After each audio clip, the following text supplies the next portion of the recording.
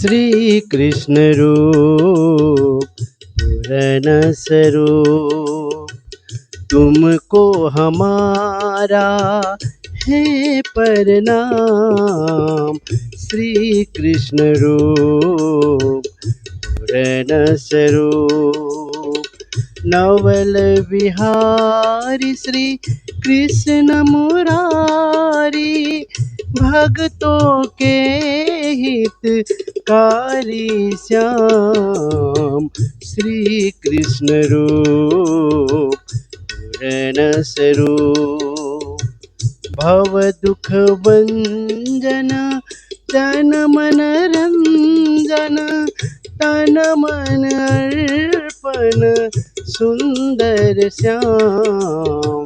श्री कृष्ण रूप पूर्ण स्वरूप, हे रास बिहारी महासुखकारी, मुझको अपना दीजिए ध्यान।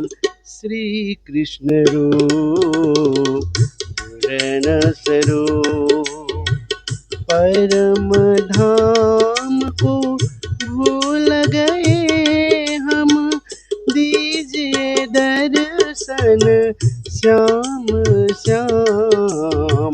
श्री कृष्ण रूप पूर्ण स्वरूप, श्री कृष्ण रूप पूर्ण स्वरूप, आए पड़े भव सागर में हम, पार लगाओ हे धनी श्याम।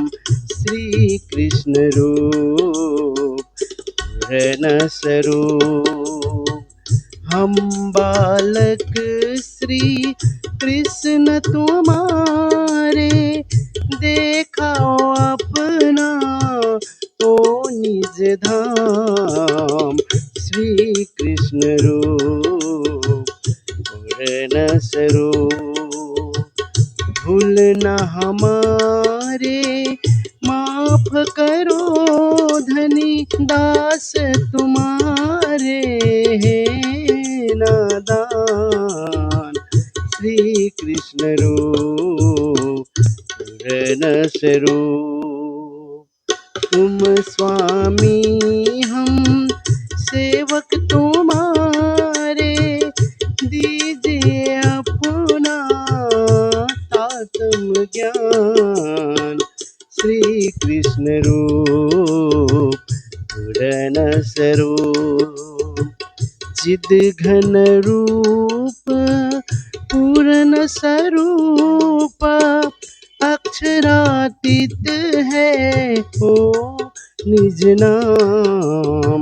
श्री कृष्ण रूप पूर्ण स्वरूप, श्री कृष्ण रूप पूर्ण स्वरूप, श्री कृष्ण रूप पूर्ण स्वरूप।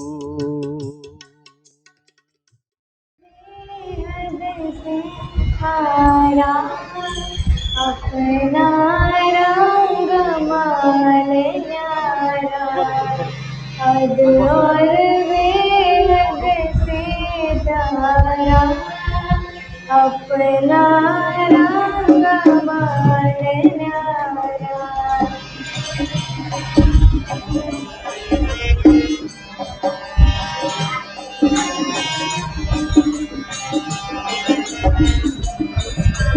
सरस सागर से हम चले, बट पुन होके मट घाट पहुँचे। सरस सागर से हम चले, बट पुन मट घाट होके पहुँचे। दिल ना करता श्रृंगार, अपना रंग महल न्यारा, हद और बेहद से प्यारा, अपना रंग महल न्यारा। चांदनी चौक में आन खड़े, सांसिलिया फिर ऊपर चढ़े। चांदनी चौक में आन खड़े, पे ऊपर चढ़े। आंगा उमांगा अपरम पार, अपना रंग महल न्यारा। हद और बेहद से प्यारा, अपना रंग महल न्यारा। सन्मुख धाम दरवाजा बड़ा, झिलमिल करे सागर पान जड़ा। सन्मुख धाम दरवाजा बड़ा, झिलमिल करे सागर पान जड़ा। थाम बटाई चौक पर पार, अपना रंग महल न्यारा। हद और बेहद से पारा, अपना रंग महल न्यारा। चौरस चार हवेली बनी, ये सब हमने पार करनी। चौरस चार हवेली बनी, ये सब हमने पार करनी। बोल मेरी मोरा मेरा प्यार, अपना रंग महल न्यारा।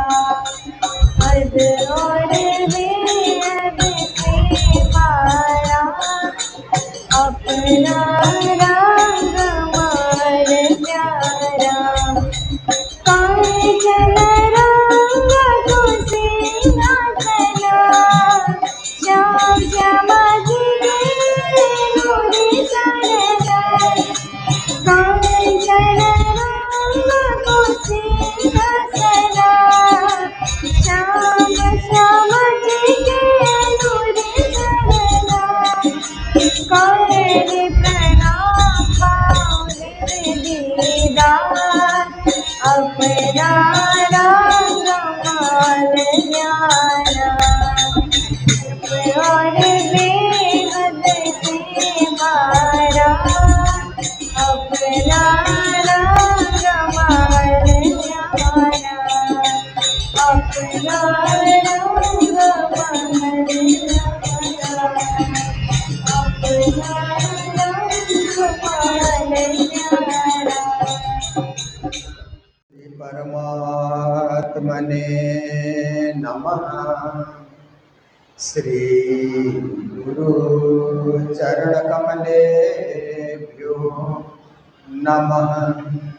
आनंद कंदं प्रभुदेव चंद्रं ब्रजेशरूपे न पुरापि जातं। प्रवेश्य प्राप्तं प्रियप्राणनाथं, परेशपूर्णं सततं नमामि। ब्रह्मप्रियाय गणनाय जातः, सर्वस्वपाता भवसिन्धुत्राता। विज्ञानदाता निजधर्मधाता, दिनैकबन्धो शरणं प्रपद्ये। दिनैकबन्धो शरणं प्रपद्ये।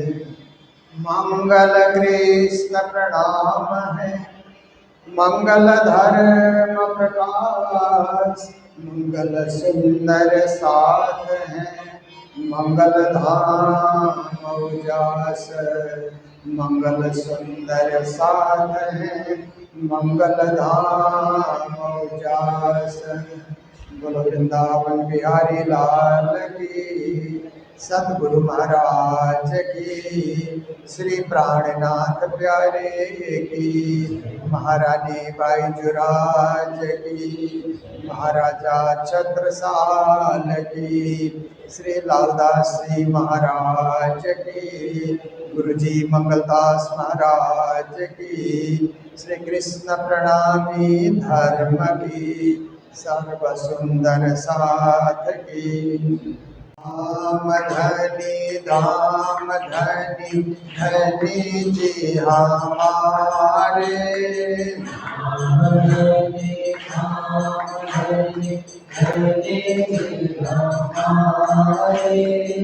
मेहर करो श्री राज श्यामा प्यारे, मेहर करो श्री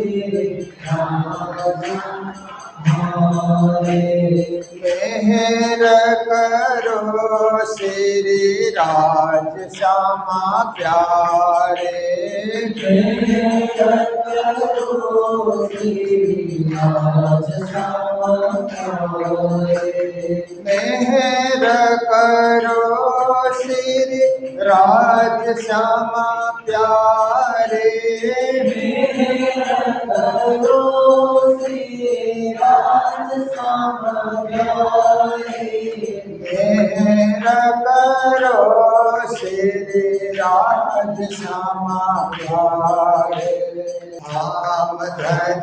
धाम धनी धनी जी हमारे,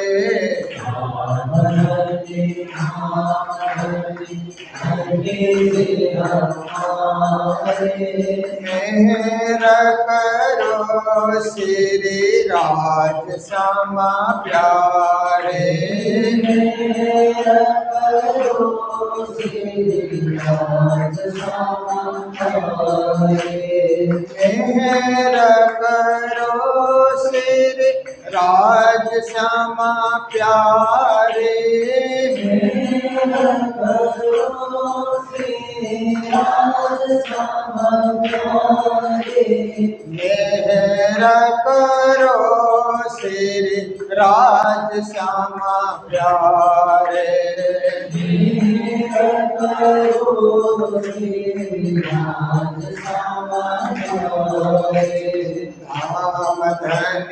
धाम धनी धनी जी हमारे,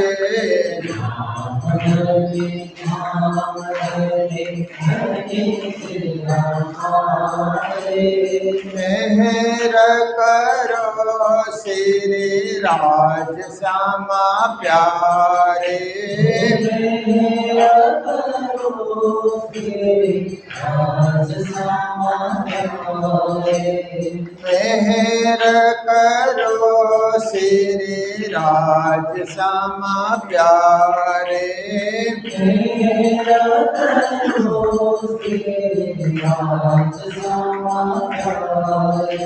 बोलो सतगुरु महाराज की।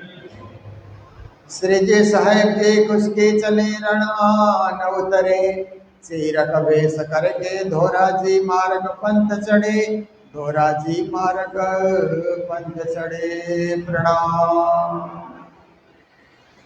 उपस्थित धर्म प्राण शिरोमणि सुंदर साथ जी, माताएं बहनें भाइयों,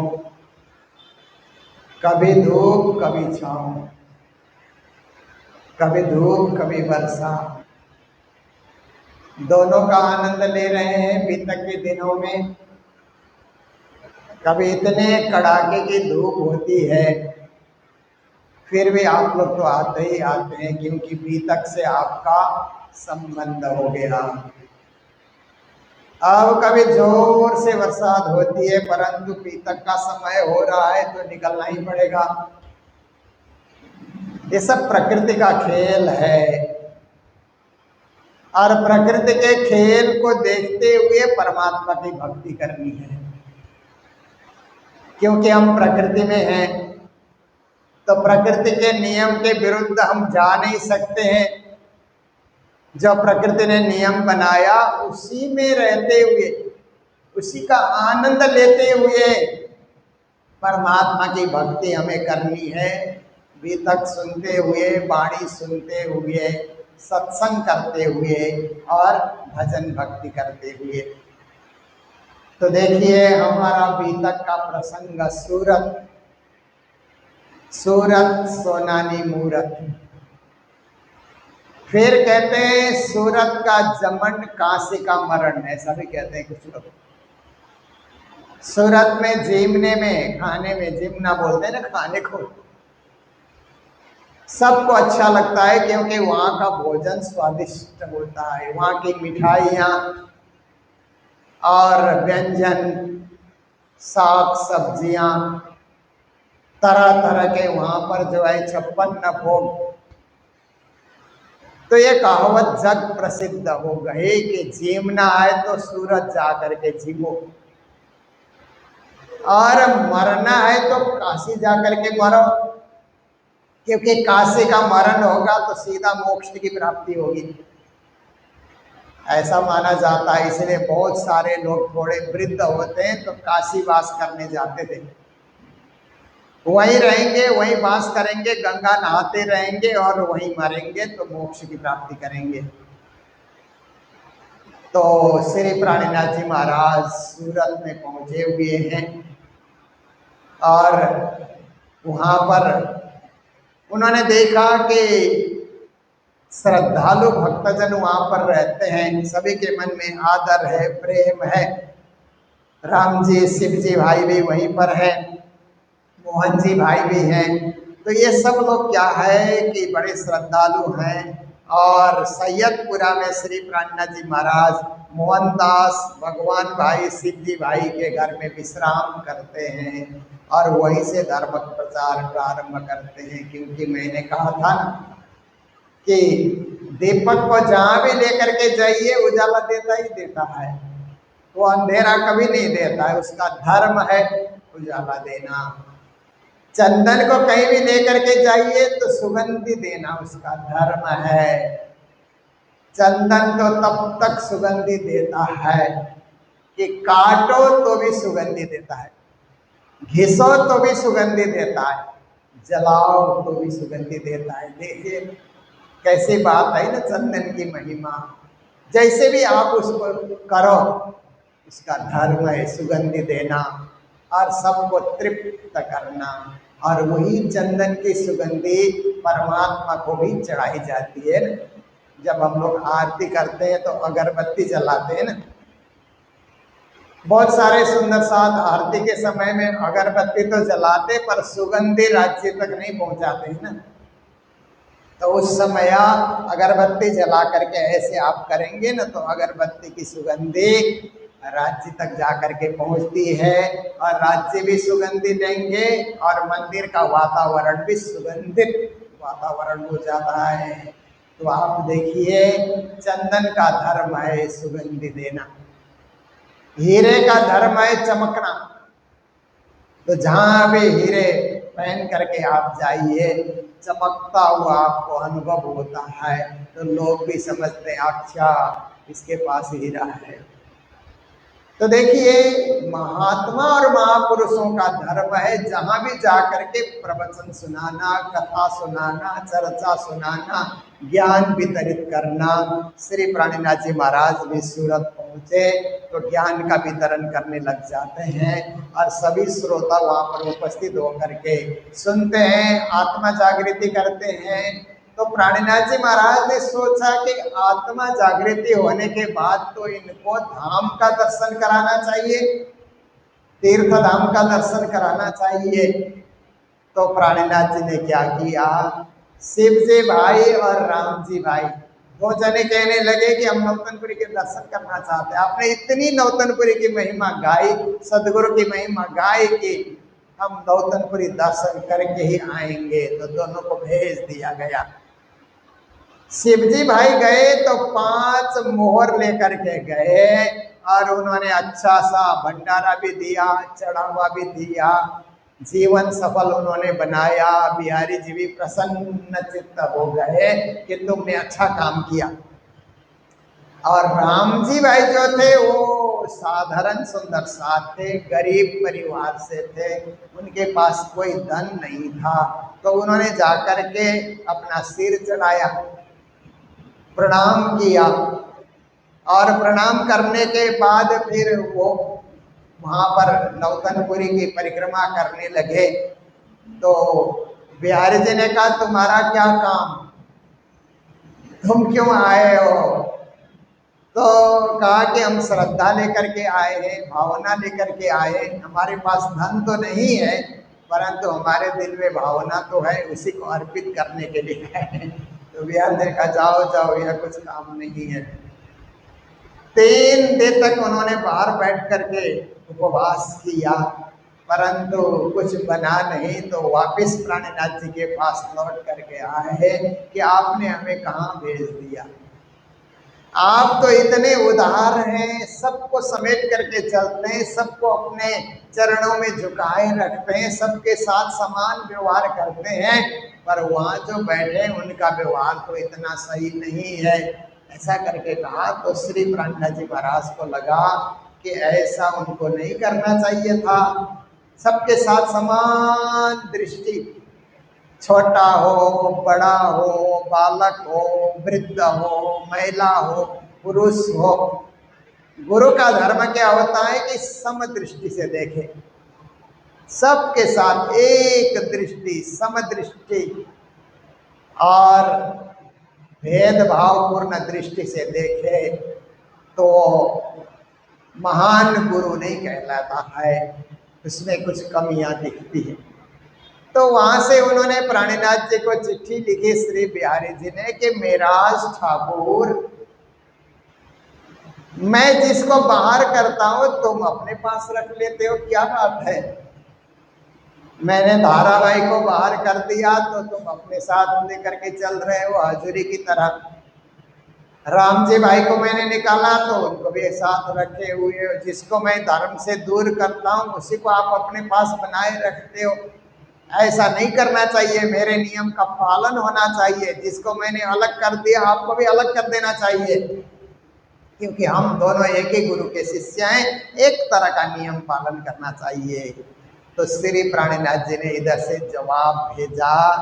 तब श्री जी साहेब जी ने कहा, जो कोई लूला पांगला साथ इंद्रावती न छोड़े दिन को पहुंचावे पकड़ के हाथ। हे गुरुपुत्र बिहारी जी, जो लूला लंगड़ा, चल नहीं सकने वाला, दुर्बल, दुखी, गरीब, असहाय ऐसे लोग हैं, मैं इंद्रावती की वासना हूँ, इसलिए मैं उनका हाथ नहीं छोड़ूंगा। मैं उन सब का हाथ पकड़ करके पहुंचावे पकड़ के हाथ, जब तक राज्य के चरणों में नहीं पहुंचेंगे उनका हाथ मैं छोड़ने वाला नहीं हूँ। क्योंकि इंद्रावती का धर्म है सबको साथ लेकर के चलना, सबका उत्थान करना और सबको परम पद और परम धाम में पहुंचा देना, इसलिए मैं तो नहीं छोड़ूंगा। देखिए दुनिया में 2 विचार होते हैं ना। एक विचार क्या है कि उदारवादी विचार, और एक विचार होता है संकीर्णवादी विचार। संकीर्ण विचार में क्या होता है, अयम निज परो वेत्ति गणाना लघु चेतसाम उदार चरिता नाम तो वसुधैव कुटुंबकम। छोटे विचार वाले लोग ऐसा सोचते हैं, ये मेरा, ये तेरा, ये मेरा अपना, ये पराया, ऐसा बोलते रहते हैं। और उदार विचार वाले कहते हैं वसुधैव कुटुंबकम, पूरा विश्व ही मेरा परिवार है, संसार ही मेरा परिवार है, संसार के समस्त मानव मेरे ही परिवार के सदस्य हैं। ऐसा करके महान विचार रखते हैं। प्राणनाथ जी ऐसे ही विचार रखते थे, इसीलिए उन्होंने कहा सुख शीतल करूं संसार, मैं तो संसार को सुख और शीतलता देने के लिए आया हुआ हूँ। तो इस प्रकार से प्राणीनाथ जी ने यहाँ से जवाब भेजा। तो उस समय बिहारी जी थोड़ा नाराज तो हुए, पर वो भी रुकते नहीं है, कुछ न कुछ संपर्क करते ही रहते हैं, कुछ न कुछ पत्राचार करते रहते हैं। उन्हीं दिनों में अब्बासी बंदरगाह से गोवर्धन भट्ट चल करके आए।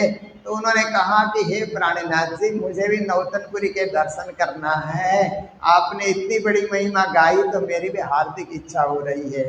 तो प्राणीनाथ जी ने कहा अब यहीं रहो, क्योंकि तुम भी जाओगे तो कुछ अवगुण खा करके आओगे, मन में कुछ ना कुछ अवगुण उत्पन्न होगा, तो अच्छी बात नहीं है, इसलिए अभी मेरे साथ ही रहो।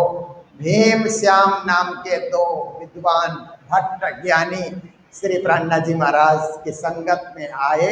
ये वेदांत के बड़े विद्वान थे और गुरु शंभुनाथ से उन्होंने बड़ी शिक्षा ली थी।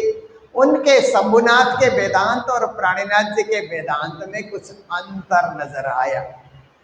शंभुनाथ के वेदांत में ब्रह्मन निर्गुण है, निराकार है, निर्विचार है, ऐसा करके कहा गया है। और प्राणनाथ जी के वेदांत में ब्रह्म सच्चिदानंद है, अक्षरातीत है, पुरुषोत्तम है, अविनाशी है, और वो अपने स्वरूप वाले हैं, निर्गुण निराकार नहीं है, रूप वाले हैं, उनका चैतन्यमय रूप है, चिन्मय रूप है, ब्रह्म इस प्रकार हैं। तो श्री प्राणनाथ जी ने उनको अपने ढंग से परब्रह्म परमात्मा का परिचय देना प्रारंभ किया। तो उनके साथ कई दिनों तक चर्चा होती रही, वे भी बड़े उत्सुक होकर के सुनने लगे। तो प्राणनाथ जी ने एक प्रकरण का अवतरण किया। भाई रे ब्रह्म ज्ञानी ब्रह्म दिखलाओ, तुम सकल में साई देखा, ये संसार सकल है सुपना, तो तुम अपार ब्रह्म क्यों देखा। हे ब्रह्म ज्ञानियों, ब्रह्म दिखाओ, मैं सच्चिदानंद ब्रह्म का अनुभव करा सकता हूँ, तुम अपने निराकार ब्रह्म को कैसे दिखाओगे जिसका स्वरूप ही नहीं है, जो ना नाम ठाम गाम कुछ नहीं है, वो ब्रह्म निराकार है, तो उसको कैसे दिखाओगे। मैं तो सच्चिदानंद ब्रह्म को प्रत्यक्ष कर सकता हूँ। तो एक बार की एक घटना इस तक प्रसंग में जोड़ा जाता है। गुरुजी उदाहरण देते थे कि एक परिवार में बाप जो था वो निराकार ब्रह्म को मानता था। बेटा पैदा हुआ तो बेटा कहने लगा ब्रह्म निराकार नहीं हो सकता है, ब्रह्म साकार है। बेटा भी विद्वान बना। बाप बेटे में शास्त्रार्थ होते रहता है, धर्म चर्चा होते रहते। बाप बोलता है मैं निराकार ब्रह्म को ही मानता हूँ, बेटा बोलता है मैं साकार ब्रह्म को मानता हूँ। तो एक दिन बाप कहीं बाहर कुछ कर्म कांड करने के लिए चला गया था। तो बेटे क्या करता है कि एक घड़ा बनाने वाले होते हैं ना, तो कुम्हार लोग, उनके पास जाकर के एक सुंदर घड़ा जिसमें डिजाइन भी किया गया था। अब देखिए कुम्हार लोग भी कैसे घूमते घूमते उसी में हाथ से ऐसे ऐसे करके डिजाइन भी भर देते हैं, घड़ा भी तैयार हो जाता है। आश्चर्य की बात है ना, उन लोगों का अभ्यास है। तो नया घड़ा खरीद करके लाया और घर के दरवाजे में उसने सजा करके घड़े को रख दिया। तो बाप लौट करके आया तो कहता है ये घड़ा किसने रखा यहाँ पे, दरवाजे में घड़ा क्यों रखा। तो बेटा बोलता है निराकार ब्रह्म ने रखा। तो बाप बोलता है जो निराकार है वो घड़ा लेकर के आएगा, जिसका आकार ही नहीं है घड़ा कैसे उठाएगा, वो कहाँ से लेकर के आएगा। कोई ना कोई आदमी होना चाहिए, कोई ना कोई व्यक्ति होना चाहिए जो घड़ा उठा करके यहाँ ला करके रख दिया है। निराकार से कुछ नहीं होता, कोई व्यक्ति है उसको मेरे सामने हाजिर करो। तो बेटा कहता है कर्तृत्व सिद्धौ परमेश्वरस्य साकार सिद्धि स्वतएव जातः, घटस्य कर्ता खलु कुंभकार, कर्ता शरीरी नचना शरीरी। है पिताजी।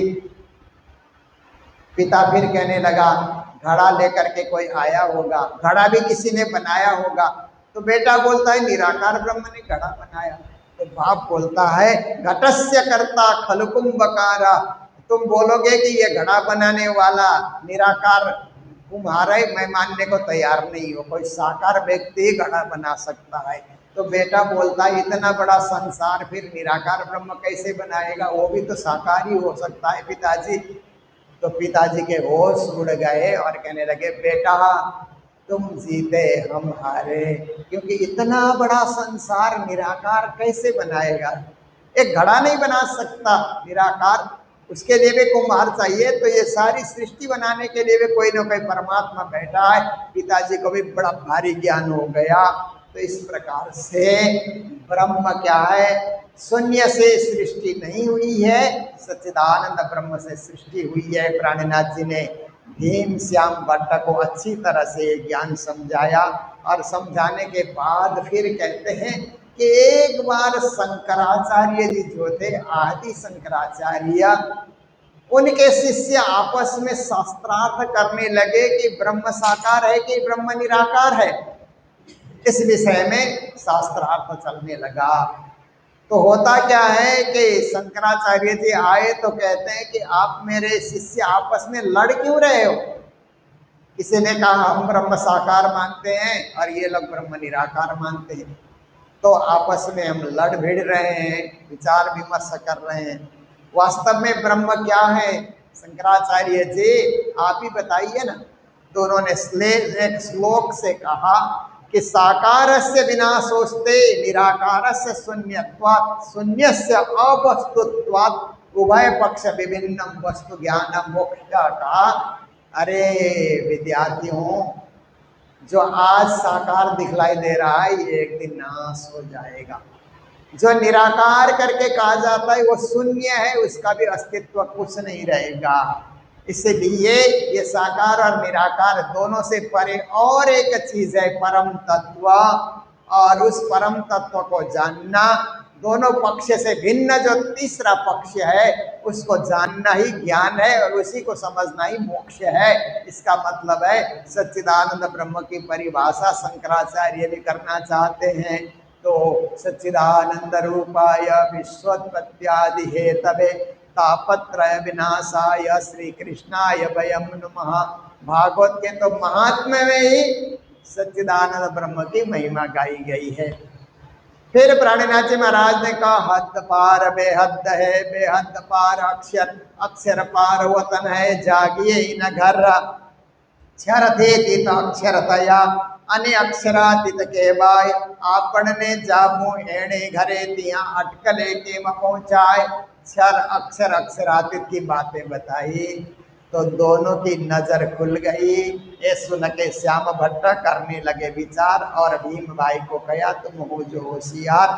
दोनों की नजर खुल गई और दोनों नतमस्तक होकर के अपने गुरु शंभुनाथ को छोड़ करके प्राणनाथ प्यारे के शिष्य बन जाते। बोलो कृष्ण कन्हैया लाल की। तो कभी कभी कुछ लोग कहते हैं कि गुरु बदलना चाहिए कि नहीं। ऐसा लोग बोलते हैं ना कि गुरु बदलना चाहिए। एक बार एक महिला, एक माता को मैंने कहते हुए सुना कि मैंने 5 गुरु किए हैं ऐसा करके। जब मायके में थे एक गुरु थे, फिर इधर शादी हो करके आए तो एक गुरु हमने किया, फिर कोई भागवत करने आए उनको भी हमने गुरु किया, कोई रामायण करने आए उनको भी गुरु किया। तो ऐसे करके 5 गुरु हमारे हो गए, ये सब बताया। तो मैंने देखा कि उनको उन गुरुओं की बातों से अभी पूर्णता का अनुभव नहीं हुआ, इसलिए खोज ही कर रही है। क्योंकि प्राणनाथ जी भी कहते हैं ना, रे तुम खोजो साधु खोज बड़ी संसार, खोजत खोजत सतगुरु पाइए सतगुरु संग करता। जब तक सच्चे सदगुरु नहीं मिलते हैं तो खोज ही कर सकते हैं, गुरु भी बदला जा सकता है। क्योंकि हम लोग प्राइमरी में पढ़ते थे तो गुरु लोग पढ़ाते थे ना, सेकेंडरी में गए तो हमने उनको छोड़ दिया, सेकेंडरी के गुरु को कॉलेज गए तो उनको छोड़ दिया, कॉलेज के गुरुओं को यूनिवर्सिटी गए तो उनको छोड़ दिया, यूनिवर्सिटी के गुरु में भी फिर पीएचडी करने लगते हैं तो और कोई गुरु हो जाता है। जब तक पराकाष्ठा तक खोजी नहीं होती है तो जब तक सच्चे सदगुरु की प्राप्ति नहीं होती है तो आगे बढ़ते रहना चाहिए। जब सच्चे सदगुरु मिल गए तो बस फिर आप छोड़ दीजिए, फिर खोजी करना, उससे आगे भी खोजी करते रहेंगे। तो जैसे कहते हैं ना कि जब तक मक्खन नहीं निकले तब तक मथते रहो दही को।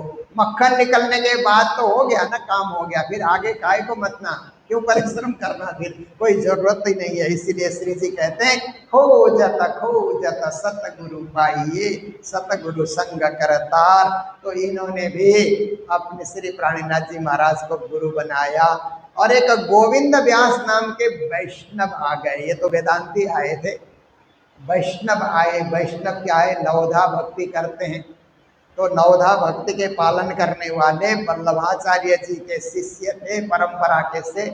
उन्होंने भागवत लेकर के आए और भागवत के 40 प्रश्न श्री जी के सामने रखा।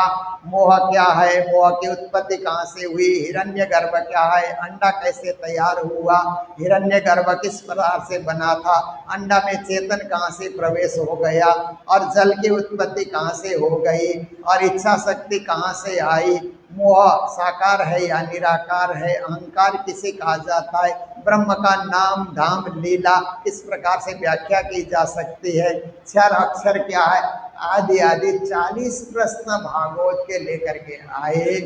तो श्री प्राणीनाथ जी महाराज ने फटाफट एक एक प्रश्न का उत्तर उनको बता दिया, क्योंकि तारतम्य ज्ञान हाथ कर दिन्नो, क्षीर और नीर को निर्णय किन्नो, जय जय सतगुरु आरती तेरी, निर्मल दृष्टि करी जिन मेरी। जिनके पास तारतम ज्ञान है वो तो अटकेगा ही नहीं, फटाफट जवाब प्राणीनाथ जी ने 40 के 40 प्रश्न के जवाब दे दिए।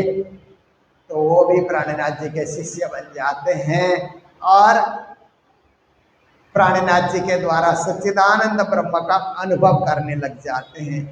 इस प्रकार प्राणीनाथ जी वहाँ जागनी करने लगे, वैष्णवों की जागनी हो गई, वेदांतियों की जागनी हो गई, और भी बड़ी मंडली सूरत में जाग कर तैयार हो गए। तो बिहारी जी तो चुप से बैठते ही नहीं है। उन्होंने वहां से एक और चिट्ठी भेजी कि मेराज ठाकुर, धर्म को उज्जवल बनाने के लिए मैंने 3 नियम बनाए हैं, उन नियमों का तुम जहाँ भी जाओ उसका पालन कराओ। एक तो नीच जात को सुनाइयो नहीं तारतम। हाँ, छोटी जाति के उस समय जाति पाति वर्ग वर्ण ये सब माना जाता था ना, हिंदू समाज के लिए ये एक अभिशाप बना, क्योंकि जिसने भी जाति पाति, ठीक है, जाति बनाना वो किसी काम के लिए किया गया था ना। श्री कृष्ण गीता में कहते हैं चातुर्वर्ण्यम मया सृष्टम गुण कर्म विभाग स। 4 वर्ण की मैंने सृष्टि की है, ब्राह्मण क्षत्रिय वैश्य शूद्र, परंतु उनके गुण और कर्म को देख करके जन्म सिद्ध नहीं है, गुण और कर्म सिद्ध है। परंतु जाति पाति को जन्म सिद्ध मानने से और छुआछूत ये जो है ना, ये प्रथा जब से हिंदू समाज में प्रारंभ किया गया, हिंदू समाज को बड़ा भारी नुकसान हुआ है। इसलिए प्राणीनाथ जी उन्हीं दिनों से इन चीजों को उन्मूलन करना चाहते थे कि धर्म प्रचार करते हुए किसी भी जाति में कोई उत्पन्न हुआ हो, उसका खान पान शुद्ध है, हृदय साफ है, तो उसको तारतम दे देना चाहिए। पर बिहारी जी तो कहाँ मानने वाले हैं। उन्होंने कहा छोटी जाति के लोगों को, धाराभाई जैसे लोगों को, ऐसे ही समाज के लोगों को तारतम नहीं देना। और दूसरी विधवा स्त्री, जो स्त्रियां पति चले जाने के बाद विधवा बनती है, उनको भी तारतम नहीं देना। ऐसे करके उन्होंने नियम बनाया। और तीसरा, तीजे कहे हम तुम और हमारे अतिरिक्त किसी को गुरु बनने का अधिकार भी नहीं देना। तो प्राणीनाथ जी महाराज इन तीनों नियम का पढ़ करके संशोधन करने के लिए बैठ गए कि उनके नियमों का संशोधन होना चाहिए। तो उन्होंने कहा कि श्री देवचंद्र जी महाराज ने धर्म प्रचार करते हुए जाति पाति को नहीं देखा। एक खोजा जाति के मुस्लिम महिला को जो साफ सफाई करने आते थे, उसको भी तारतम दे करके परमधाम की रईबाई की वासना के रूप में परखा। तो हे बिहारी जी, ये धर्म हमारा चलाया हुआ नहीं ना आपका चलाया हुआ, ये तो सदगुरु धनी श्री देवचंद्र जी द्वारा स्थापित निजानंद धर्म है। इसलिए जैसे सदगुरु ने चलाया ऐसे ही हम लोगों को चलाना है। तो प्राणनाथ जी अपने कलश ग्रंथ में सनंद में लिखते हैं, एक वेश विप्र का दूजा वेश चंडाल, अब कहो काके छुए अंग लागे छोर। विप्र वेश बाहर दृष्टि सटकर्म पाले वेद, श्याम खिन सुपने नहीं जाने नहीं ब्रह्म भेद। चंडाल हृदय निर्मल खेले संग भगवान, दिखलावे नहीं काम को गोप राखे नाम। अब कहो काके छुए अंग लागे छोर। तो एक ब्राह्मण है परंतु सत्कर्म से रहित है, सुबह जल्दी उठता भी नहीं है, नहाता भी नहीं है, साफ सफाई से रहता भी नहीं है, तंबाकू का सेवन भी करता है, शराब भी पी लेता है, कोई नियम नीति में नहीं है, पर जाति से बड़ा है, ब्राह्मण का पुत्र है। एक चांडाल परिवार में पैदा हुआ है, सुबह जल्दी उठता है, नहाता है, धोता है, पूजा पाठ करता है, शुद्ध आहार व्यवहार करता है, शुद्धता से रहता है, परमात्मा की भक्ति करते हुए जीवन यापन करता है। तो श्री प्राणनाथ जी महाराज कहते हैं, अब किसके छूने से छूत की बीमारी होती थी ना उस समय, किसके छूने से ये छूत लगेगा, उस ब्राह्मण के छूने से या उस चांडाल के छूने से। तो प्राणनाथ जी की मान्यता थी कि कर्महीन ब्राह्मण से जो है संस्कारी जो चंडाल है उत्तम है। भागवत में भी स्वपचो वरिष्ठम ऐसे करके श्लोक आता है, वो स्वपच है परंतु भक्ति भाव में लगा है तो वही वरिष्ठ होता है। तो प्राणनाथ जी ने जवाब तैयार कर दिया, किसी भी जाति में, वर्ग में, वर्ण में कहीं भी पैदा हुआ हो, वो क्या है, कर्म उसका अच्छा है, संस्कार अच्छी है, तो उसको तारतम देना चाहिए। और विधवा स्त्रियों को तो और पहले तारतम देना चाहिए, क्योंकि जिसका पति दुनिया से चला गया तो वो फिर बाद में क्या रहेगा, परमात्मा ही उसके पति बन जाएंगे, परमात्मा ही उसके मालिक बनेंगे ना। भक्ति के तरफ लग जाए, उनको तारतम नहीं देंगे तो वो जाएंगे कहाँ, क्योंकि उस समय में विधवा विवाह की प्रथा भी नहीं थी, विधवाओं से विवाह नहीं करते थे लोग, ऐसे जमाना भी था कोई जमाना। तो उनको भक्ति से जोड़ो, भजन से जोड़ो, सेवा से जोड़ो। जैसे तेज बाई को श्री प्राणनाथ जी महाराज अबासी बंदरगाह में तारतम दे करके भक्ति से उन्होंने जोड़ दिया। तो कहा कि आपका ये दूसरा नियम भी मैं संशोधन कर देता हूँ कि विधवाओं को भी सबसे पहले तारतम देना है और उनको तारतम के जाप से और भक्ति मार्ग से उनको जोड़ना है। तीसरे नंबर में उन्होंने नियम बनाया था कि तुम्हारे और हमारे अतिरिक्त और कोई गुरु को, किसी को गुरु बनने का अधिकार न दिया जाए। तो प्राणनाथ जी ने कहा, जाको पहुंचे तारतम सोई प्रकाश करे।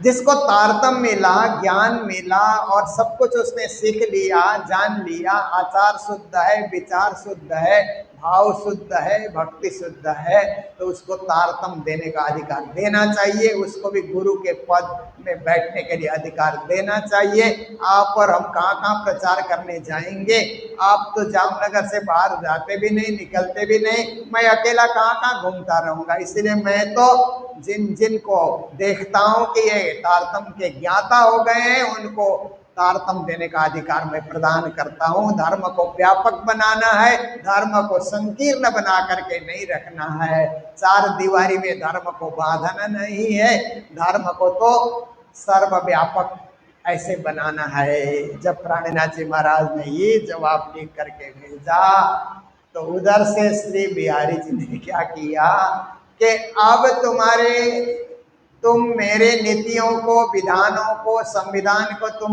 नहीं मानते हो, तो आज से आगे तुम्हारी राह भाई और हमारी और है। तुम अपने ढंग से चलाओ, फिर हम अपने ढंग से चलेंगे, क्योंकि हमारा नहीं मानते हो तो तुम्हें लिखने का क्या प्रयोजन हुआ। तुम अपने ढंग से प्रचार करो, तुम अलग हम अलग, अपनी अपनी राह चलते हैं।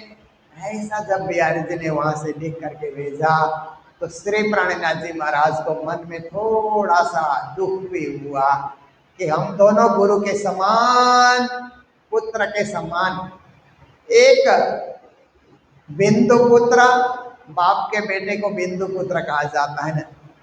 एक क्या है कि नाद पुत्र, ज्ञान के द्वारा शिष्य बना, उसको भी पुत्र के समान ही माना जाता है। तो सदगुरु ने हम दोनों को एक समान ज्ञान दिया है, हम अलग कैसे हो सकते हैं? हम अलग होने का अर्थ है कि सदगुरु के विचारों को विभक्त करना, ऐसा नहीं हो सकता और उनको ये सब नहीं लिखना चाहिए। चिंता में श्री प्राणीनाथ जी महाराज पढ़े तो जागे हुए सुंदर साथ भीम भट्ट, श्याम भट्ट और बहुत सारे सुंदर साथ जागे हुए थे। वे कहने लगे, श्री जी महाराज आप चिंता क्यों करते हैं? श्री देवचंद्र जी महाराज की शक्ति तो आपके अंदर ही विराजमान है, आप जागनी करिए ना यहाँ से। तो यहाँ एक धाम की स्थापना करने की आवश्यकता है। आप इस क्षेत्र में एक धाम का निर्माण कीजिए, स्थापना कीजिए, प्रतिष्ठा कीजिए। तो श्री प्राणीनाथ जी महाराज ने उसी समय झंडा फहराते हुए सूरत में श्री 5 महामंगलपुरी धाम की स्थापना की। बोलो कृष्ण कन्हैया लाल की, सदगुरु महाराज की। ब्रह्म नृपते नर चक भई तीर्थ तपते तीर, कर्यो अचल घर लेन को अमृत यज्ञ कर धीर। करी कई कलिजुग जंग जया, कुछ अचल घर धीर, मंगलपुरते बुद्ध लई संग सूर सब अबीर। महामंगलपुरी धाम, उस धाम का नाम रखा गया। पहला धाम है श्री 5 नौतनपुरी धाम, देवचंद्र जी महाराज द्वारा स्थापित धाम, आद्यपीठ। और प्राणीनाथ जी ने और एक धाम की स्थापना की सूरत में, श्री 5 महामंगलपुरी धाम। आषाढ़ शुक्ल पक्ष द्वितीया संवत 1729 में महामंगलपुरी धाम की स्थापना की। और धाम की स्थापना होने के बाद श्री प्राणीनाथ जी और बाईजुराज को गादी में विराजमान करके सब सुंदर साथ प्रेम से आरती उतारते हैं। आरती करो मारा वाला जी ने केरी मारे हैड़ की हर सन माए मारा बाला, अगर ताल मृदंग झांझ जंत्र बाजे सखियां निरत करे और गावे। आरती बोलते हुए सबसे पहले तो महारानी बाईजुराज ने आरती उतारी श्री जी की, फिर जुगल स्वरूप को विराजमान करके सब सुंदर साथ में आरती उतारी। तो इस प्रकार आरती उतारने के बाद श्री जी के मुख से चौपाई उतरती है। कर पकड़ बैठाए के आवेश दियो मोए अंग, तादिन की पसरी दया पल पल चढ़ते रंग। इस गादी में मैं स्वयं प्रतिष्ठित नहीं हुआ हूँ, साक्षात सदगुरु महाराज ने मेरा हाथ पकड़ करके इस महामंगलपुरी की गादी में बैठाया है। यहाँ से धर्म प्रचार करने का सदगुरु का आदेश है। और उसी समय प्राणीनाथ जी में पंच शक्ति का प्रकटन भी हो जाता है। श्री धनी जी को जोश, आत्म दुलहिन, नूर, हुकुम, बुद्ध, मूल वतन, ये पांचों मिल भई महामत वेद कतेबों पहुंची सरत्ता। ये पंच शक्ति का समन्वय प्राणीनाथ जी में हो गया। धनी जी का जोश है, श्यामा जी की आत्मा है, नूर तारतम है और राज जी का हुकुम है, परम धाम की मूल बुद्धि जागृत बुद्धि है। पांचों मिल करके महामती प्राणीनाथ के रूप में अब प्रतिष्ठित हो गए। इसलिए प्राणीनाथ जी ने अपनी वाणी में महामती की छाप डाली। इसके बाद पहले चौपाई प्राणीनाथ जी अवतरित करते थे तो मिराज के नाम से, श्री मिराज गए मुगए धन जोबनि रुदेर मन चौदे भवन ते जीतियो दंतने कुलवन। फिर इंद्रावती की छाप से कल कली ने कहूँ चूत मने आव जो आणिक छिने मारा मन न मनोरथ पूर्ण कर जो श्री इंद्रावती लागे चरणे। अब महामती की छाप से चौपाई लिखते हैं श्री प्राणनाथ जी महाराज। महामती कहे सुनो साथ देखो वाणी खोल प्राणनाथ, धनी ल्याए धाम से बचन जिनसे न्यारे न होए चरण। सब चौपाइयों में महामती की छाप लिखते हैं। ये पंच शक्ति का समन्वय होने के कारण ही ये कार्य श्री प्राणनाथ जी महाराज ने किया।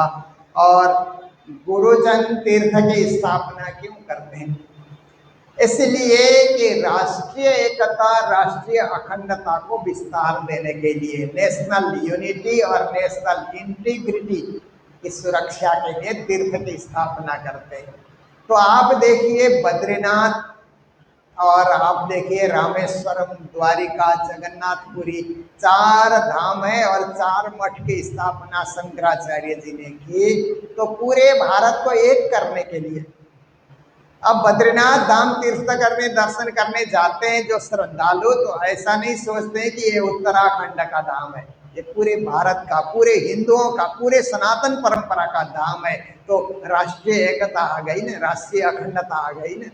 द्वारिका जाते हैं तो कोई ऐसा नहीं कहता है कि ये गुजरात का, गुजरातियों का धाम है, नहीं, सारे हिंदू समाज का, सनातन समाज का, देश विदेश में रहने वालों का ये धाम है। और इसी प्रकार से आप जब जाते हैं जगन्नाथपुरी तो उड़ीसा का धाम, उड़िया लोगों का धाम नहीं कहा जाएगा, हम समस्त हिंदू समाज का धाम है। रामेश्वरम जब जाते हैं तो ये जो है तमिलों का ये ऐसा करके नहीं कहा जाएगा, समस्त हिंदू समाज का ये धाम है ऐसा करके माना जाता है। ऐसे ये नौतनपुरी धाम समस्त हिंदू समाज, समस्त प्रणामी समाज का एक धाम है। और महामंगलपुरी भी समस्त प्रणामी समाज का धाम है। और बाद में जाकर के प्राणीनाथ जी मध्य प्रदेश में और एक धाम की स्थापना करते हैं, श्री 5 पद्मावतीपुरी धाम, वो भी समस्त हिंदू समाज, समस्त श्रद्धालु समाज और समस्त प्रणामी समाज का धाम है। और हमारा मंगल धाम कालिंगपुंग भी समस्त हिंदू श्रद्धालु समाज और समस्त प्रणामी समाज का धाम है ना। हम भेदभाव नहीं करते हैं, ये हमारा धाम है ऐसा हम नहीं कहते हैं, क्योंकि यही तो एकता और अखंडता की बात है, समाज जोड़ने वाली बात है कि समस्त समाज का एक आस्था का केंद्र है, तीर्थ है, ये भाव लेकर के ही तीर्थों की स्थापना की जाती है। तो श्री प्राणनाथ जी महाराज ने भी तीर्थ की स्थापना की और वहाँ से प्रचार प्रसार प्रारंभ हो गया। अब जो भी आता है तो वहीं से आरती पूजा करा करके प्रसाद दे करके उसकी इच्छा वहीं से पूरी की जाती है, क्योंकि अब जामनगर भेजेंगे तो पता नहीं बिहारी जी कैसा व्यवहार करेंगे, कुछ श्रद्धा लेकर के जाएंगे और अश्रद्धा लेकर के लौट आएंगे तो अच्छी बात नहीं है। इसीलिए वहीं से प्राणीनाथ जी ने धर्म प्रचार का खूब जोर शोर से उन्होंने प्रचार किया। पूरे सूरत में एक नए महापुरुष आए हैं और उनका ज्ञान दिव्य है, तारतम ज्ञान। किसी भी विषय वस्तु को, किसी भी शास्त्र को तारतम की दृष्टि से वो देखते हैं, उनकी दृष्टि ही निराली दृष्टि है। और उनका जो उपदेश है वो उपदेश ही बहुत ही उच्च कोटि का उपदेश है। ब्रह्म तत्व का बोध कराते हैं और परब्रह्म की भक्ति बताते हैं, अनन्य परा प्रेम लक्षणा भक्ति का प्रचार करते हैं और आत्मा और परमात्मा की महिमा गाते हैं। परम धाम का, मोक्ष का धाम परम धाम ही बताते हैं। ये व्यापक प्रचार प्रसार हुआ तो सूरत के सारे श्रद्धालु नित्य दर्शन करने के लिए आते हैं और प्राणीनाथ जी से शिक्षा उपदेश लेकर के अभिभूत हो जाते हैं। आपने सुना था सेठ लक्ष्मण के विषय में, जो लालदास जी के रूप में प्राणीनाथ जी ने उनको मार्कंडेय का दृष्टांत सुना करके जागनी की थी। उनके साथ ऐसी घटना घटी कि वो ठट्ठा नगर में ही थे और 99 जहाज में उन्होंने भारत से कपड़े लत्ते सामग्री लोहा इत्यादि, लोहे के सामान इत्यादि, मसाले आदि आदि सब सामान 99 जहाज में भरे गए बंदरगाह में और अरब देश की ओर उन्होंने जहाज को भेजा।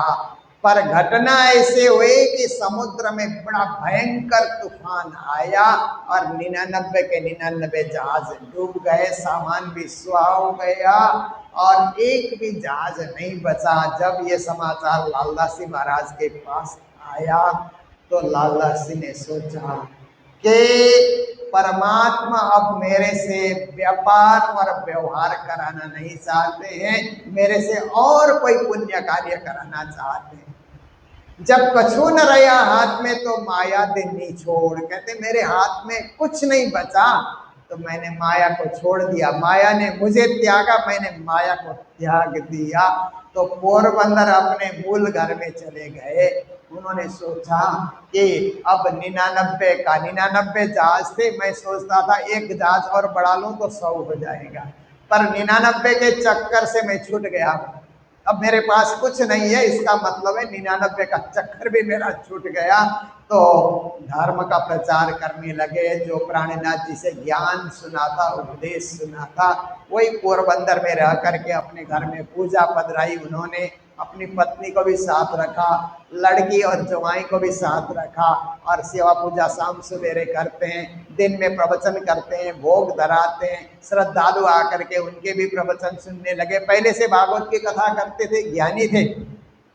तो वहाँ के वैष्णव लोगों को फिर क्या है कि इनका प्रचार देख करके मन में ईर्षा होने लगी, क्योंकि पंडित पंडित में और गुरु गुरु में भी ईर्षा द्वेष तो होती है, क्योंकि वो भी मानवीय सृष्टि है ना। इसीलिए जैसे एक डॉक्टर है, पास में दूसरे डॉक्टर ने अपना चेम्बर खोला तो पहले वाले को दुख होता है ना, अरे मैंने खोला, ये कहाँ से आ गए। एक वैद्य होता है, दूसरा वैद्यगिरी करने वाला आ गया तो होता है। एक व्यापारी अच्छी दुकान चला रहा है, दूसरा व्यापारी आ गया तो उससे ईर्षा होती है। एक राजनीति कर रहा है, दूसरा खड़ा हो गया वहीं पे। तो ये तो है ना दुनिया में। एक शिक्षक ट्यूशन पढ़ा रहा है, दूसरा ट्यूशन वाला आ गया, तो ईर्षा होना स्वाभाविक है। वैष्णव लोग प्रचार कर रहे थे, लालदास जी महाराज आ गए और उन्होंने अपना प्रचार जोर शोर से शुरू कर दिया। तो सब लोगों ने कहा कि इनकी निंदा करनी चाहिए, निंदा करेंगे तो ये अपने आप भाग जाएंगे यहाँ से। ऐसा सोच करके वैष्णवों ने क्या है कि वे तो चर्चा, कथा, वार्ता, परमधाम की बातें, ध्यान, चितवनी, उपदेश सब सुना रहे हैं। और सब हो जाने के बाद जैसे हम लोग कथा चर्चा होती है तो पर्दा लगा करके भोग लगाते हैं ना राज्य को, ऐसे ही पर्दा लगा करके खूब भोग व्यंजन तैयार करके लगाते थे। तो वैष्णवों ने ऐसी निंदा उन्होंने बनाई कि लालदास जी कहते हैं कि हमारे घर में श्री कृष्ण जी पधार करके भोग व्यंजन ग्रहण करते हैं, पर ऐसी बात नहीं है। जब भोग धराते हैं तो चूहे आकर के खा जाते हैं। एक चूहे के पाँव में तो घूंगर भी उन्होंने बांध रखा है, तो घूंगर बजाते हुए चूहा आता है तो बार वाले को कहते कृष्ण जी आ गए, कृष्ण जी आ गए। भोग व्यंजन चूहा खाता है और कृष्ण कहाँ से आते हैं, वही प्रसाद के रूप में बांटा जाता है।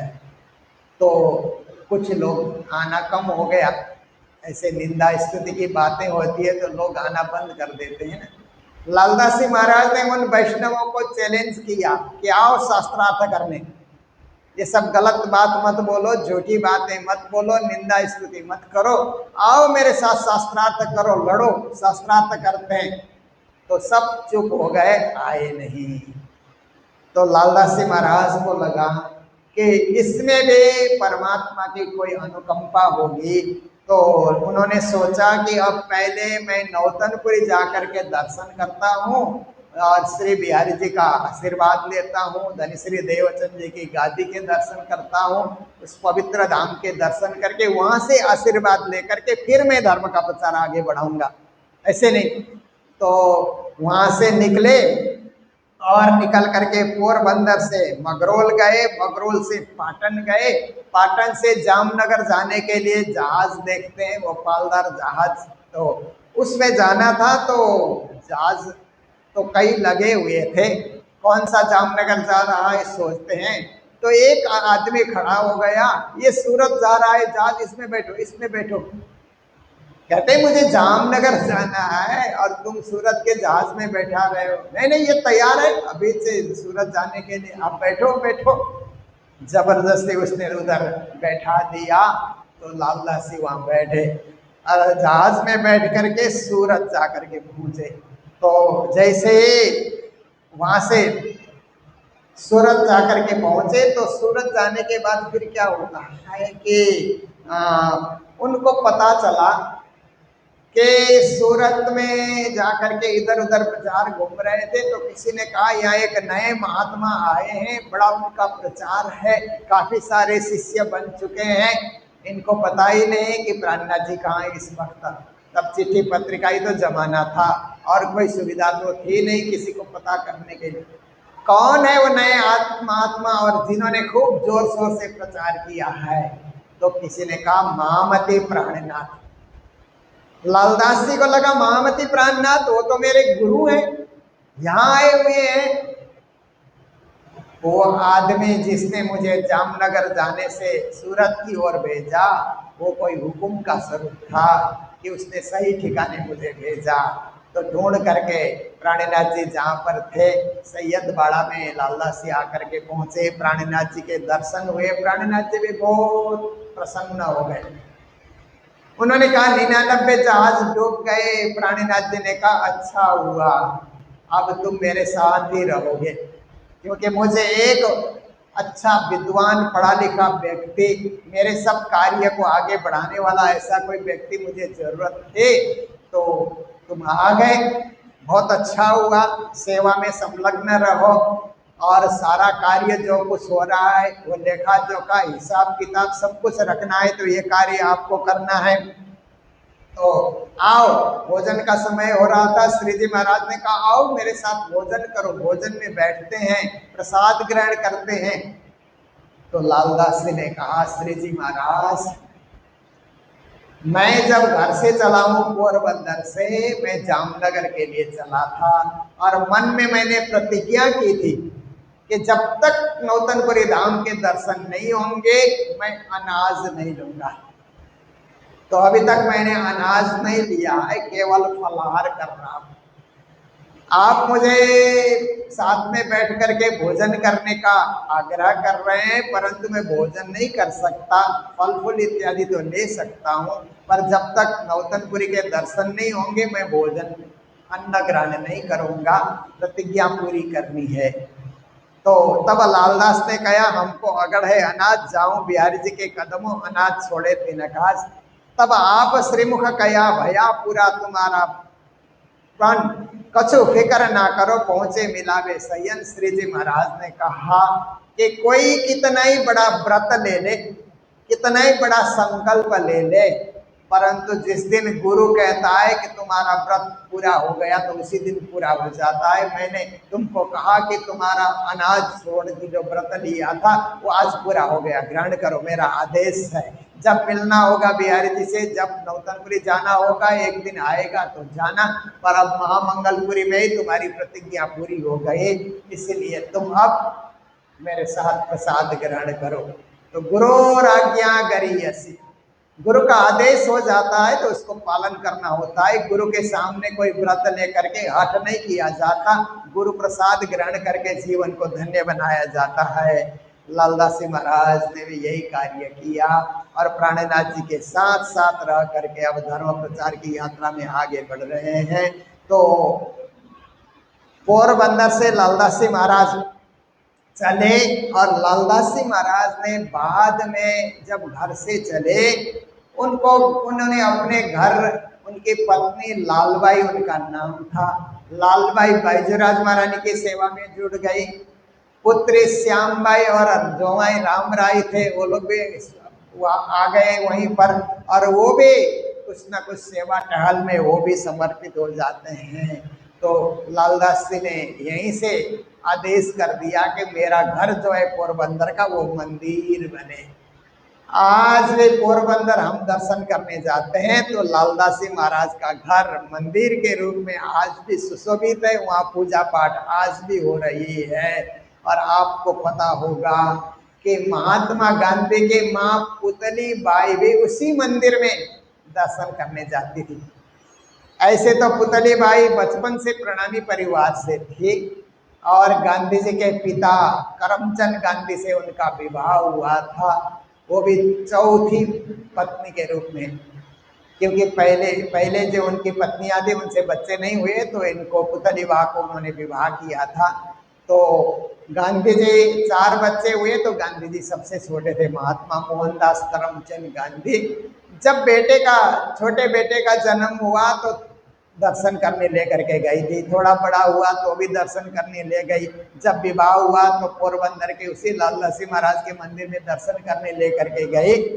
इसलिए महात्मा गांधी की जीवनी जो लिखी गई है उस जीवनी में गांधी जी ने कहा है कि मेरी माँ पुतली बाप प्रणामी परिवार से थी और प्राणनाथ जी ने अपने शिष्यों को तम्बाकू मांसाहार आदि से जो है इन सब को त्याग करके भक्ति मार्ग में अग्रसर होने का आदेश दिया है। मेरी माँ उसी परंपरा से जुड़ी हुई थी और मेरे जीवन में जो भी संस्कार आए हैं मेरी माँ पुतली बा के संस्कार हैं, ऐसा करके लिखा है। तो पोरबंदर लाला सिंह महाराज का जो घर है वो आज भी मंदिर के रूप में प्रसिद्ध है। आप भी कभी जामनगर, पोरबंदर, द्वारिका जी, जूनागढ़ दर्शन करने गए तो ऐसे हमारे ऐतिहासिक स्थानों के दर्शन करके अपने जीवन को धन्य बना सकते हैं। तो श्री प्राणनाथ जी महाराज अब महामंगलपुरी धाम में ही प्रचार प्रसार कर रहे हैं। तो एक रोज प्राणनाथ जी महाराज ने देखा कि यहाँ प्रचार करते हुए मेरे को 17 महीने हो गए और यहाँ पर भोज भंडारा, अनेक प्रकार की मिठाइयाँ, सब धनाढ़ लोग भी आते हैं, कोई चीज की कमी नहीं है। और बाईजूराज भी हर एक प्रकार की सेवा में तत्पर रहती है, सारे सुंदर साथ भी सेवा में यहाँ पर लगे हुए हैं। पर मेरा केवल एक ठिकाने रुक जाना ये मेरा उद्देश्य नहीं है। इस महामंगलपुरी की सेवा चलती रहेगी, पर मुझे तो और भिन्न भिन्न स्थानों में जा करके जागनी करनी है। सकुंडल और सकुमार सखी को भी मुझे जगाना है, सदगुरु का आदेश पूर्ण करना है और सदगुरु का एक बड़ा सारा भंडारा भी मुझे करना है। काफी सारे उद्देश्य मेरे जिम्मे में है, इसलिए महामंगलपुरी से मुझे निकल करके प्रचार में आगे बढ़ना चाहिए। गुजरात की सीमाओं को छोड़ करके राजस्थान और दिल्ली की ओर मुझे प्रस्थान करना चाहिए, ऐसा विचार आया। तो श्री प्राणनाथ जी महाराज ने बैठे हुए सारे सुंदर साथ को आह्वान किया कि मैं जागनी यात्रा में निकल रहा हूँ। जागो जगाओ जुगत सो, छोड़ो नीत विकार, पहचान कराओ पेशो, सफल करो अवतार। मुझे अब जागना है और सबको जगाना है, इसलिए जागनी यात्रा यहाँ से चलेगी। तो आप लोग कौन कौन से तैयार हो मेरे साथ जागनी यात्रा में चलने के लिए? घर छोड़ना होगा, व्यापार छोड़ना होगा, परिवार भी छोड़ना होगा, पर जागनी यात्रा में चलनी होगी और अनेक कष्टों को झेलते हुए भी सबको जगाना होगा। तो कौन कौन आप लोग तैयार हो? ऐसे श्री जी महाराज ने आह्वान किया तो 500 सुंदर साथ ने हाथ खड़ा किया। श्री जी महाराज हम चलेंगे, हम चलेंगे, हम भी चलेंगे। कोई कहता है हम पूरे परिवार को लेकर के चलेंगे, कोई कहता है हम पति पत्नी चलेंगे, कोई कहते हैं हम अकेले चलेंगे। ऐसे 500 जने ने हाथ खड़ा कर लिया। तो श्री प्राणनाथ जी महाराज को भी बड़ी खुशी हुई कि मैं अकेले धर्म प्रचार कर रहा था, अब 500 की संख्या में सुंदर साथ मेरे साथ चलेंगे तो कितनी बड़ी मंडली होगी, कितना व्यापक प्रचार प्रसार होगा और धर्म का विस्तार किस ढंग से होगा। तो श्री प्राणनाथ जी महाराज हजरत हजरत करी लेने को मक्का, फतेह करी दज्जाल सो, कुछ करी दारुल बका, शहर मदीना सूरत, यहाँ से भी चले जब महाजरों मदद करी, जो साथ सेवा में चले तब्बा। इस प्रकार से श्री प्राणनाथ जी महाराज फिर वहाँ से अपनी यात्रा, सूरत से अब यात्रा भरूच, अहमदाबाद, सिद्धपुर, पालनपुर, मेरता की ओर यात्रा आगे बढ़ाते हैं। और सुंदर साथ की मंडली गाते बजाते साथ में चल रही है। जगह जगह रुकते हैं तो वहाँ पर भंडारे की व्यवस्था होती है, विश्राम की व्यवस्था होती है। दूसरे दिन फिर उठते हैं, फिर यात्रा चलती है। रेल की व्यवस्था नहीं थी, गाड़ी की व्यवस्था नहीं थी, पैदल चल करके जाना है और जागो और जगाओ का संदेश देना है। विश्व जागनी का संकल्प लेकर के प्राणनाथ जी महाराज निकले हुए हैं।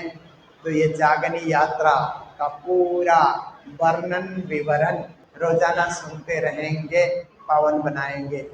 तो आइए आज के दिन जो भोग प्रसाद और वितरण, प्रसाद वितरण के लिए जो सेवाएं आई है, मैं उनका नाम उच्चारण करना चाहूँगा। विशेष करके दार्जिलिंग निवासी शर्मा परिवार की ओर से हमें सेवा प्राप्त हुई है, तो मैं उनका नाम उच्चारण करूँगा। सरोज शर्मा, सावित्री शर्मा, डंबर शर्मा, कमला शर्मा, दीपक सुनीता शर्मा, ज्योति बिरसिका शर्मा, दिलीप भारती शर्मा, ज्ञानेंद्र अनीता शर्मा, हिरेंद्र मीरा शर्मा, अंबिका शर्मा, आकृत शर्मा। तो ये शर्मा परिवार की ओर से 8 परिवार की ओर से सेवा हमें प्राप्त हुई है। और रेयांश अधिकारी, उनकी माता सरस्वती अधिकारी जी की ओर से उनके जन्मदिन पर यह सेवा हमें प्राप्त हुई है। और इसी प्रकार से मेघा जो मुंबई में रहती है, उनका आज जन्मदिन है, उनकी ओर से भी हमें सेवा प्राप्त हुई है। और सुशीला सोमानी की ओर से भी हमें सेवा प्राप्त हुई है। खालपाड़ा सत्संग ग्रुप की ओर से भी सेवा प्राप्त हुई है। जिन जिन सुंदर साध का जन्मदिन है उनको मंगल बधाई, और जिनकी ओर से सेवा प्राप्त हुई है उनके प्रति भी मंगल कामना व्यक्त करते हुए आज के प्रसंग को यही विराम देने जा रहे हैं। जय जयकार के साथ आप सभी लोग चौपाई दोहराने में सहयोग करेंगे। बोलो कृष्ण कन्हैया लाल की, सदगुरु महाराज की, सर्व सुंदर साथ की। श्री मोहम्मद कहे मोमिना, ए शरत करो याद, मेरा लाल आगे की कहूँ, जो झगड़े की बुनियाद, जो झगड़े की बुनियाद, बोलो श्री प्राणनाथ प्यारे की, श्री धाम के धनी की, सर्व सुंदर साथ की। प्रणाम। पिया तुम हो तैसी कीजियो में, अर्ज करूं मेरे पीव जी। हम जैसी तुम जीन करूं, मेरा तलप तलप जाए जीव जी। जीवड़ा तो जीवे नहीं क्यों, मीठे दिल की प्यास जी।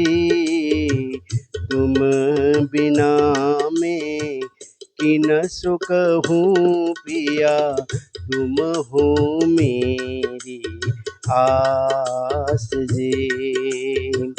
आस वीरानी तो करूं पिया, जो कोई दूसरा होए जी।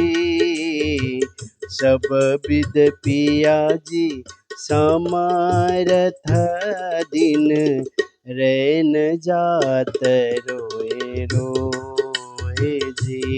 जन्म अंधे जो हम होती, सो तुम देखत कीव जी।